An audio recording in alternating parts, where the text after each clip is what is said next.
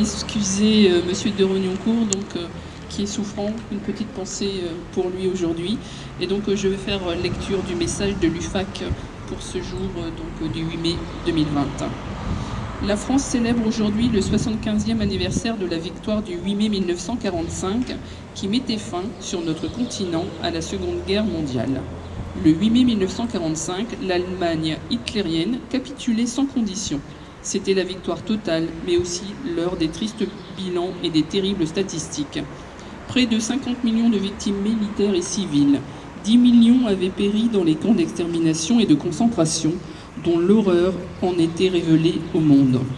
Le 8 mai 1945, à Berlin, le commandant en chef de la première armée française, le général d'armée Jean Delattre de Tassigny, représentant la France, signé avec les représentants des pays alliés, Angleterre, États-Unis, Union soviétique, l'acte solennel de reddition inconditionnelle de l'armée allemande hitlérienne.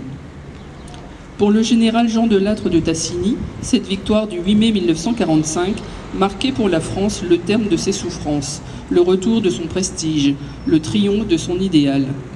Occupée, meurtrie, pillée, la France avait vu les meilleurs de ses fils emprisonnés, torturés et abattus. La victoire dissipait son cauchemar.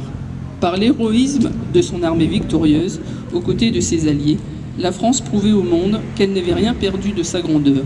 La victoire l'a retrouvée fidèle à ses traditions séculaires pour la sauvegarde de la liberté et de la dignité française. C'était également le triomphe de la résistance et des forces françaises, libres, avec la 2e division blindée du général Philippe Leclerc.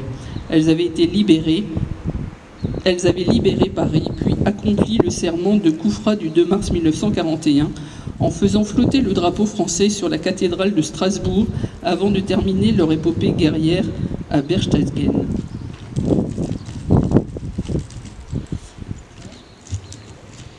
En ce 75e anniversaire, honorons la mémoire de tous nos morts, soldats, aviateurs, marins, résistants, déportés, fusillés, massacrés, prisonniers, pour leur courage, leur esprit de sacrifice, leur sens du devoir et de leur engagement.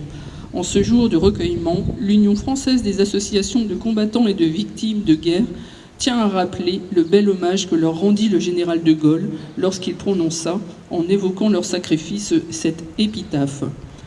En rendant le dernier soupir, vous avez dit « Vive la France ! Dormez en paix, la France vivra parce que vous avez su mourir pour elle. Vive la République, vive la France !» Merci.